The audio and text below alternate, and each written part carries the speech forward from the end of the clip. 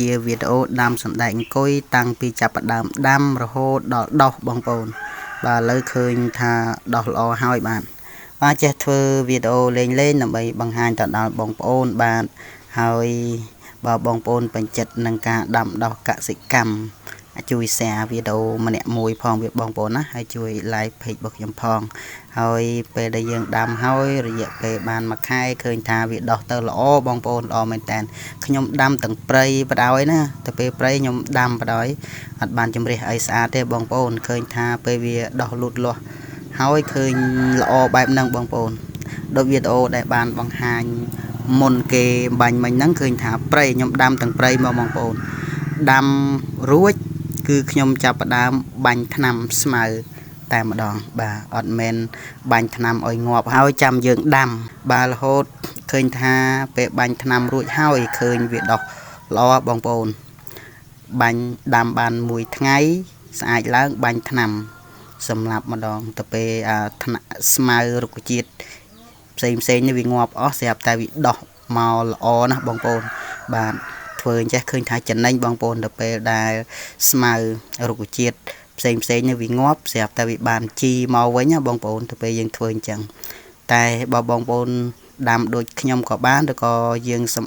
សម្អាតវាជួវាជំរះវាឲ្យស្អាតហើយចាំយើងដាំក៏បានប៉ុន្តែខ្ញុំដាំទាំងព្រៃតែម្ដង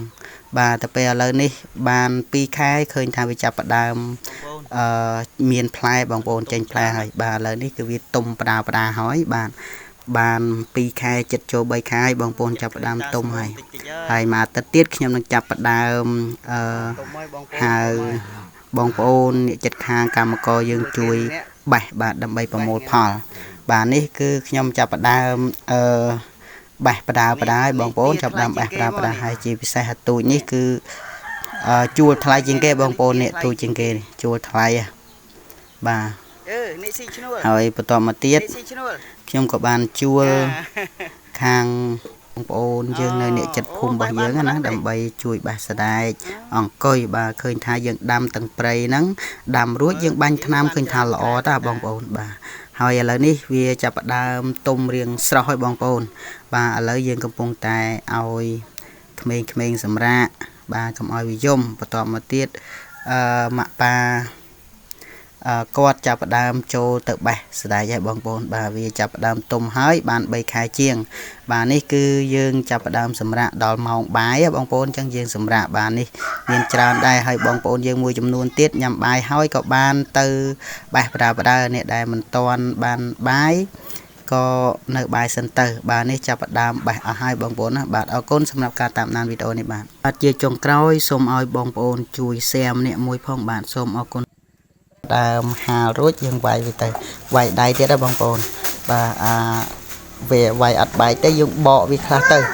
បកវាចេញទៅអត់បែកមួយពីរណាបាទនេះឃើញតែឥឡូវវាទុំច្រើនចាប់ផ្ដើមហាលវាអស់ហើយចាក់ដាក់ចូលបេទៅយើងចាប់ផ្ដើមវាយវាតែម្ដងបាទនេះពេលយើងហាលស្ងួតហើយច្រកដាក់បេវាយវាមកទៅហើយវាឆាប់បែកទៅបងប្អូនបើវាមិនបែកទៅយើងហែកវាខ្លះទៅបាទទៅពេលដែលខ្ញុំវាយរួចហើយខ្ញុំចាប់ផ្ដើមហាលវាស្ងួតក្របបានដើម្បីឲ្យវាស្ងួតល្អលក់ក៏បានថ្លៃដែរបងប្អូនបាទពេលស្ងួតហើយខ្ញុំយកទៅដាក់បេរួចរាល់យកទៅលក់តែម្ដងបាទនេះចុងក្រោយគឺលទ្ធផលបានតែប៉ុណ្្នឹងទេបងប្អូនបាទអរគុណសម្រាប់ការតាមដានវីដេអូ